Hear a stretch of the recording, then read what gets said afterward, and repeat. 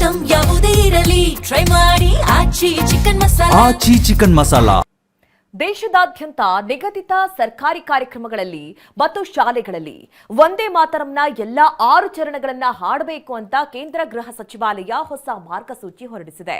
ಆದರೆ ಇದಕ್ಕೆ ಮುಸ್ಲಿಂ ಸಂಘಟನೆಗಳು ಮತ್ತು ವಿಪಕ್ಷಗಳು ವಿರೋಧ ವ್ಯಕ್ತಪಡಿಸಿವೆ. ಕೇಂದ್ರದಿಂದ ವಂದೇ ಮಾತರಂ ಗೀತೆಗೆ ಮಾರ್ಗಸೂಚಿ.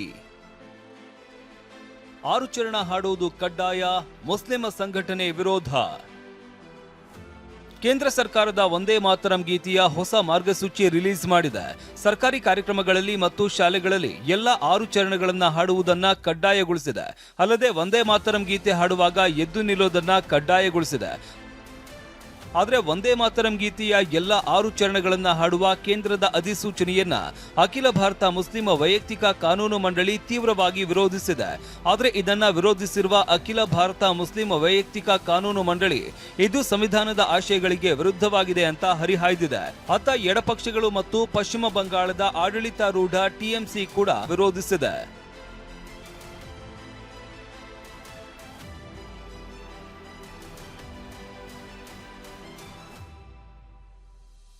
ಈ ನಿಯಮ ಸಂವಿಧಾನ ಜಾತ್ಯತೀತ ಆಶಯಗಳಿಗೆ ವಿರುದ್ಧವಾಗಿದೆ ಅಂತ ಅಖಿಲ ಭಾರತ ಮುಸ್ಲಿಂ ವೈಯಕ್ತಿಕ ಕಾನೂನು ಮಂಡಳಿ ಆರೋಪಿಸಿದೆ.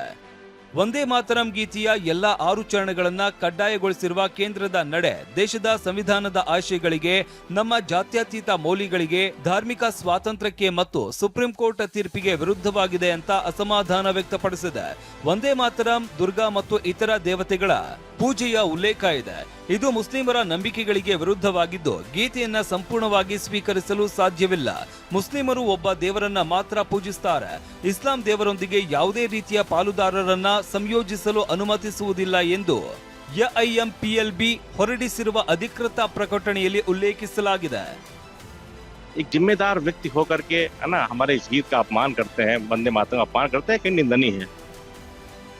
ಇನ್ನು ವಂದೇ ಮಾತರಂ ಗೀತೆಗೆ ಸಂಬಂಧಿಸಿದ ಕೇಂದ್ರ ಸರ್ಕಾರದ ಆದೇಶವನ್ನ ಎಲ್ಲಾ ಎಡಪಕ್ಷಗಳು, ಮಮತಾ ಬ್ಯಾನರ್ಜಿ ಅವರ ಟಿಎಂಸಿ, ಅಸಾದುದ್ದೀನ್ ಓವೈಸಿ ಅವರ ಎಐಎಂಐಎಂ ಸೇರಿದಂತೆ ಇನ್ನೂ ಅನೇಕ ವಿಪಕ್ಷಗಳು ಖಂಡಿಸಿವೆ.